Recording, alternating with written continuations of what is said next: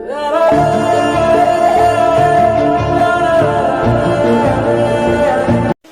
Aunty, নিষেধ করবেন না। অনেক দিন হয় বের হই না কোথাও। আসলে জিসুকে কখনো একা ছাড়ি না তো। একা কোথায় আন্টি, আমরাও তো যাচ্ছি সাথে। দেখো তোমরাও ছোট এখনো, আমি বলি কি না যাওয়াই ভালো। তে মন খারাপ করার অ্যাক্টিং করে বলল, কি আর করার, না দিলে আশা নিয়ে এসেছিলাম, সেটা অপূর্ণই থেকে যাবে আর কি। মা কখনো তো যায়নি, প্লিজ দাও না যেতে, ওরা তো আছে। ওহ তোরা যে কি করিস না নিজেও জানিস না। ঠিক আছে যা, আর একসাথে থাকবি ঠিক আছে, আর সন্ধ্যার আগেই ফিরবি। জিসু তার মাকে জড়িয়ে ধরে উৎফুল্ল কণ্ঠে বলল, এই তো আমার মিষ্টি কিউট মা। হয়েছে হয়েছে, সর এখন, ওদের জন্য কিছু ব্যবস্থা করি। আরে আন্টি লাগবে না, এমনিতেই অনেক দেরি হয়ে গেছে। আরে তা কি করে হয়, মাত্রই তো এলে, সেটাও কতদিন পরে, কিছু না মুখে দিয়ে চলে যাবে।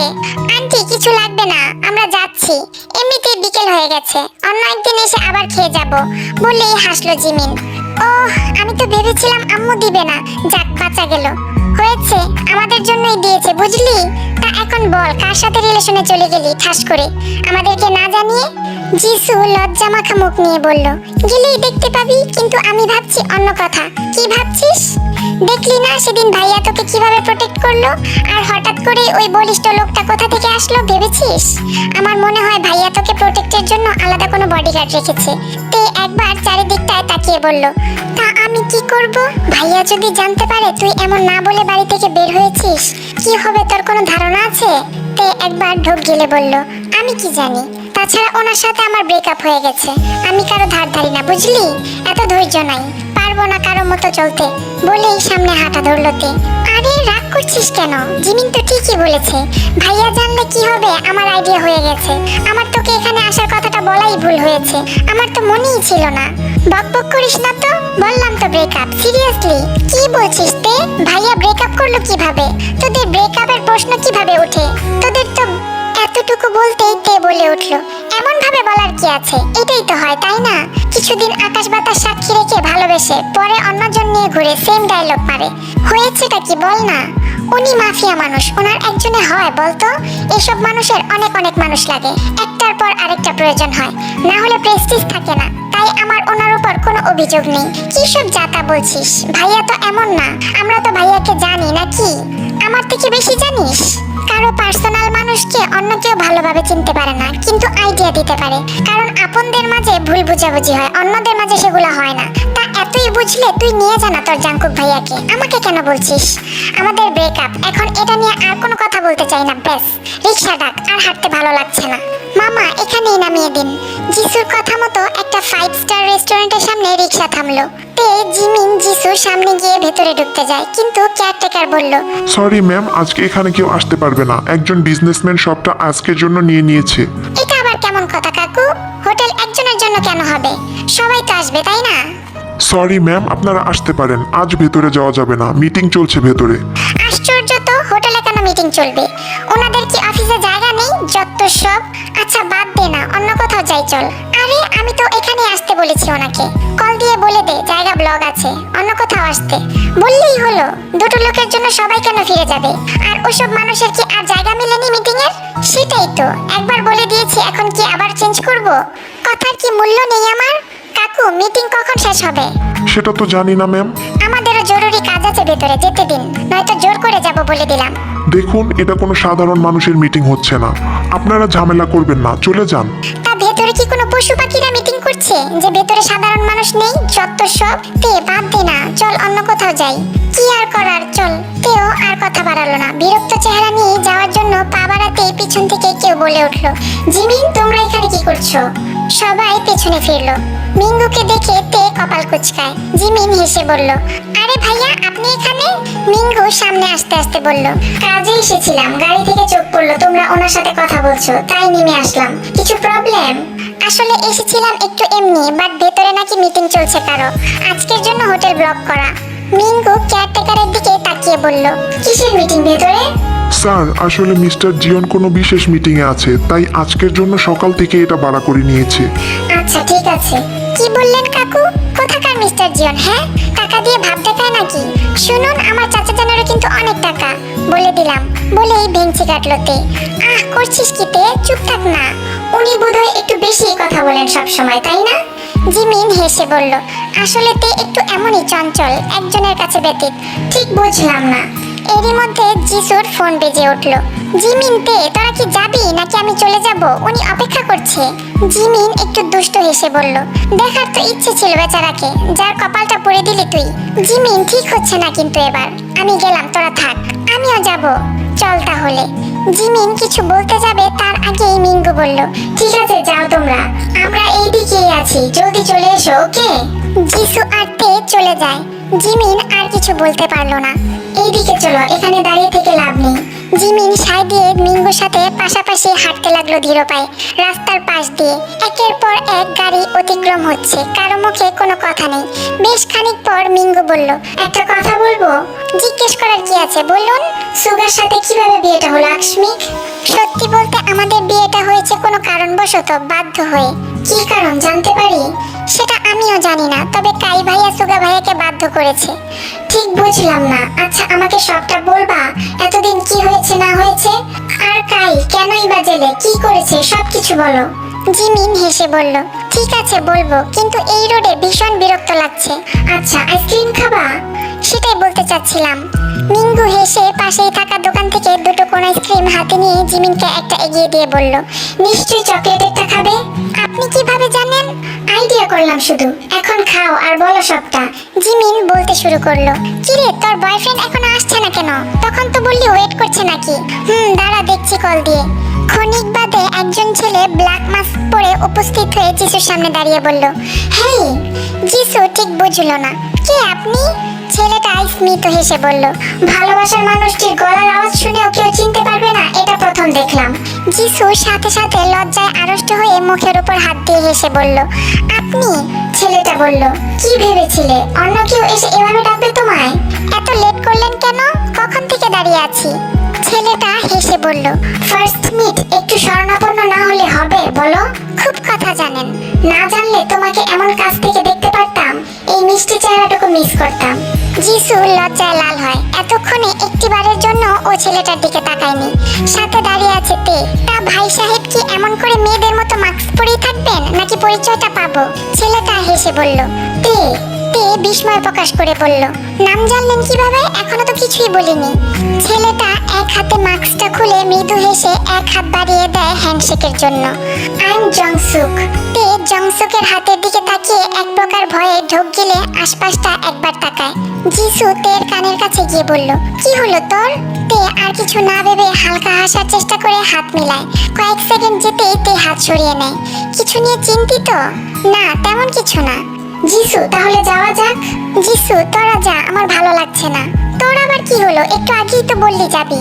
তখন বলেছি, কিন্তু এখন ভালো লাগছে না। তাছাড়া ফার্স্ট মিট এনজয় কর, কাবাব মে হাড্ডি হতে চাই না। আমি বলেছি হাড্ডি তুই।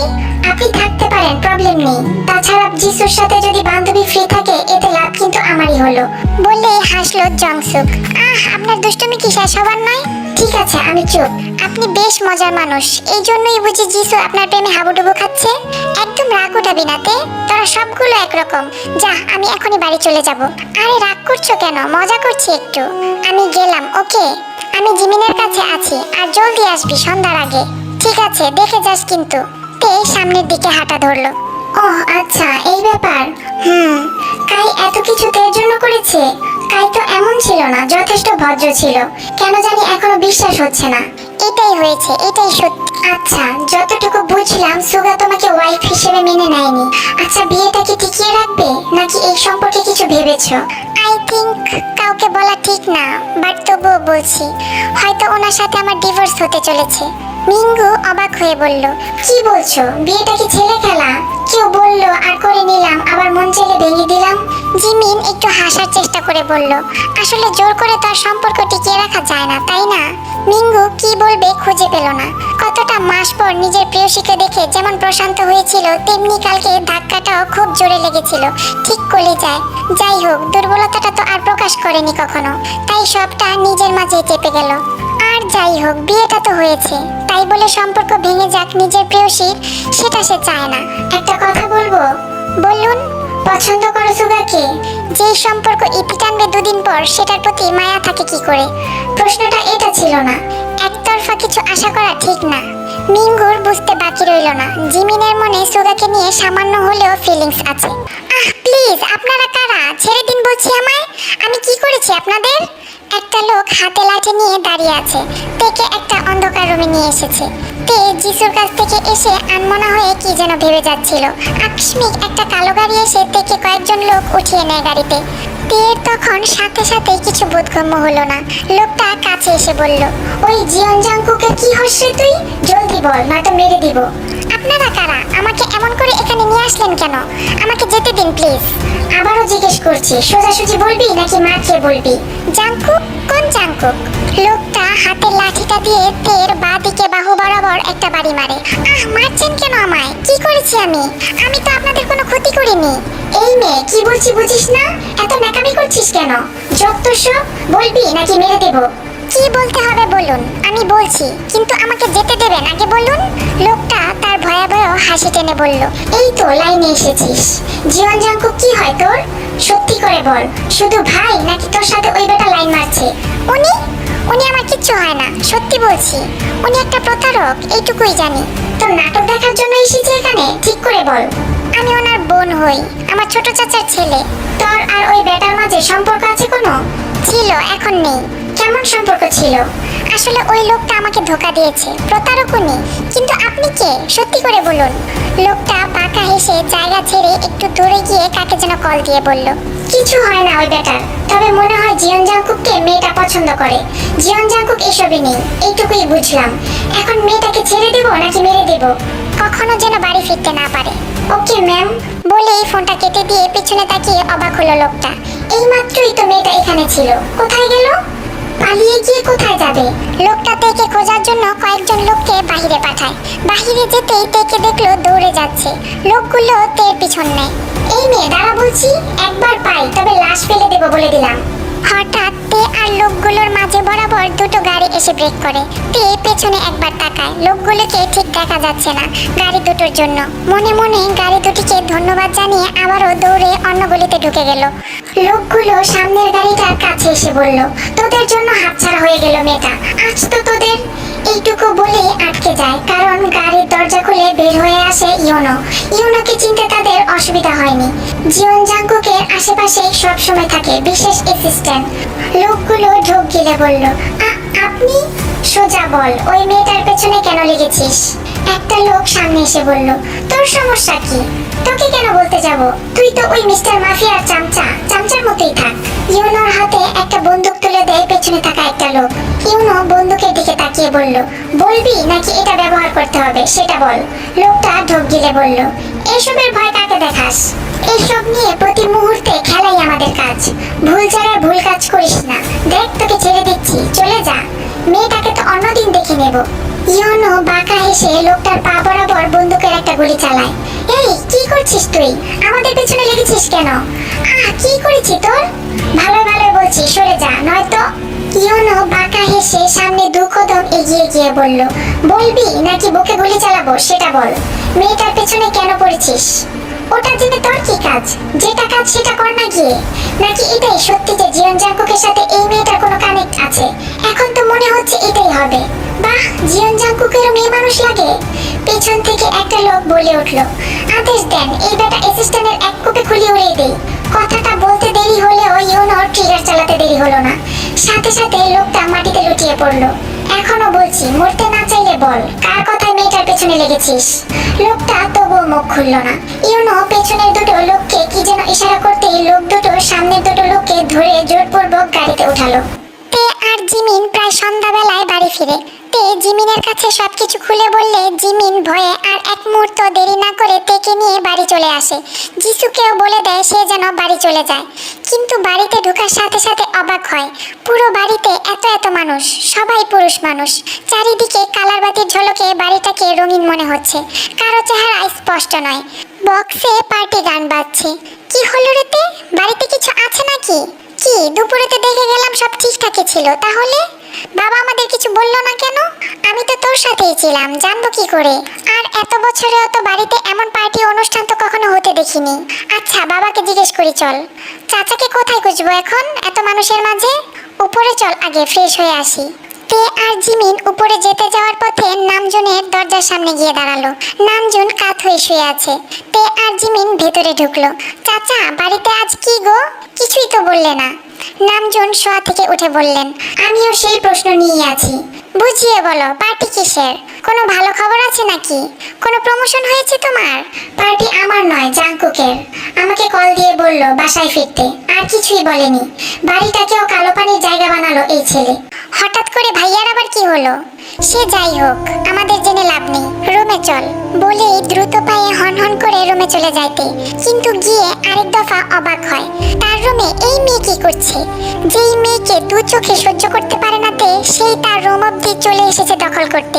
এই মেয়ে, তুমি আমার রুম পর্যন্ত এসে গেছো? সাহস হয় কিভাবে? তোমার বয়ফ্রেন্ডের রুমে জায়গা হচ্ছে না বুঝি?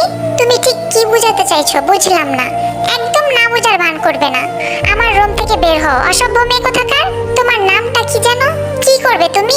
এখনই বের হয়ে যাও আমার রুম থেকে। এই মেয়ে, ভদ্রভাবে কথা বলো বলছি। তুমি জানো আমি কে? এমন আচরণের জন্য কি হতে পারে তুমি জানো?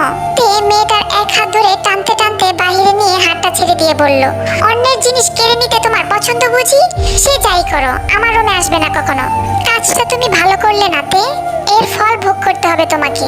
তে আর একটাও কথা না শুনে মুখের উপর ঠাস করে দরজাটা লাগিয়ে দিল। জাংকুক সোফায় ড্রিঙ্কস হাতে বসে আছে, সামনে কতগুলো পেপার রাখা। তার সামনে লিসা আর তার বাবা সোবিন বসে আছে। পাশে আরো বড় বড় বিজনেসম্যান বসে আছে, প্রায় অনেকেই বিদেশ থেকে আসা। খুব জরুরি এই বিজনেস ডিলটা সবার জন্য।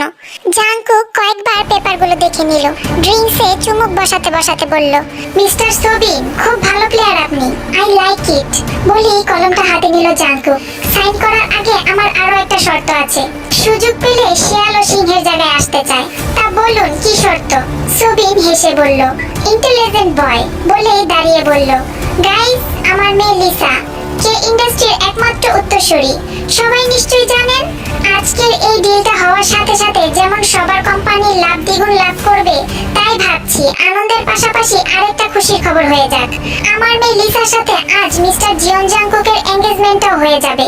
দুজন আগে থেকে একে অপরকে পছন্দ করে, সবাই নিশ্চয়ই জানেন। সোবিনের কথায় সবাই করতালি বাজায়। লিসার মুখে হাসি। জাংকুক ড্রিঙ্কসের গ্লাসটা টেবিলে হালকা শব্দে বারবার ঠেকাচ্ছে। কিছু হয়েছে? জাংকুক পেপারগুলোর দিকে তাকিয়ে রইল, চোখ দুটো লাল হয়ে আছে। নামজুন এতক্ষণ চুপ করে উপর থেকেই দেখছিলেন, কিন্তু এটা শোনার সাথে সাথে নেমে এসে জাংকুকের সামনে দাঁড়িয়ে বলল, কি হচ্ছে এসব? সেদিন তো বলেছিলে তের সাথে নাকি রেজিস্ট্রি হয়েছে, তাহলে এইসব নাটকের মানে কি? আমি এতদিন চুপ ছিলাম, কিছু জিজ্ঞেস করিনি ওই ব্যাপারে, কারণ আমার মনে হয়েছিল যে তেমামণিকে তুমি সত্যি। এইটুকু বলতে লিসা দাঁড়িয়ে বলল, হোয়াট? কি সব বলছেন আঙ্কেল? জাংকুক, তোমার বাবা কি বলছেন এসব? ভুলে গেছো আমাদের বিয়ে আরো 4 বছর আগেই ঠিক হয়েছিল? জাংকুক এবার হাত থেকে গ্লাসটা রেখে দাঁড়িয়ে বলল, সেদিন বলেছিলাম নাটক করছি, সবটা ভুলে গিয়েছো নাকি? আর ওর মতো মেয়েকে আমি কেন কোনো ছেলেই বিয়ে করবে বলে মনে হয় না। সে যাই হোক, লিসার সাথে আমার বিয়েটা 4 বছর আগেই ঠিক হয়েছিল, জানানোর দরকার মনে করিনি। জাংকুক, তুমি কিন্তু। হঠাৎ কোথা থেকে সুগা এসে জাংকুকের কলার ধরে বলল, তুই মিথ্যে কি করে বলছিস? তেকে ঠকাচ্ছিস কেন তুই? মেয়েটা এসব শুনলে নিতে পারবে? তোর ধারণা নেই কি করছিস তুই জাংকুক। জাংকুক দাঁতে দাঁত কেচে বলল, তোর সাহস দেখে অবাক হচ্ছি। হাতটা ছাড় আর এখান থেকে যা, নয়তো কি হবে তোর আইডিয়া নেই। উপস্থিত সকলেই বিস্ময়ের চূড়ান্ত সীমায় পৌঁছায়। জিয়ন জাংকুকের গায়ে এভাবে হাত দেওয়ারও মানুষ আছে? দেখ, হাতটা সরা, যা হচ্ছে হতে দে। জিমিন উপরে একসাথে দাঁড়িয়ে সবটাই দেখে যাচ্ছে। দেখলি, বলেছিলাম না তোরা যেমনটা ভাবছিস ভাইয়া এমন নয়। আমার বিশ্বাস হচ্ছে না যে ভাইয়া এমন করবে, কিছু তো অবশ্যই আছে। চোখে দেখেও বিশ্বাস হচ্ছে না, এখনো ওই লোকটার পক্ষে কথা বলবি তুই? জিমিন তের আপা কণ্ঠ শুনে বুঝতে পারে কি যাচ্ছে মেয়েটার ভেতর দিয়ে। তে দীর্ঘ নিঃশ্বাস ছেড়ে বলল, আচ্ছা, চাচা যে তখন বলল রেজিস্ট্রির কথা, কিসের রেজিস্ট্রি রে? জানিস কিছু? জিমিন কিছু বলতে যাবে, তার আগেই নিচ থেকে কিছু শব্দ আসে। দুজনেই নিচে তাকায়। মিঙ্গু সুগাকে জোর করে জাংকুকের কাছ থেকে সরাতে গিয়ে পাশের টেবিলের উপর থেকে কিছু গ্লাস নিচে পড়ে যায়। অসহ্যের সীমায় গিয়ে সুগা জায়গা ছাড়ে। নামজুন ফুঁসতে ফুঁসতে বলল, যদি সেদিন সব মিথ্যে হয়ে থাকে তবে তোমার যা ইচ্ছে করতে পারো, কিন্তু আজকের পর এই বাড়িতে তোমার আসা নিষিদ্ধ। বলে এই বাড়ি থেকে বেরিয়ে গেলেন নামজুন।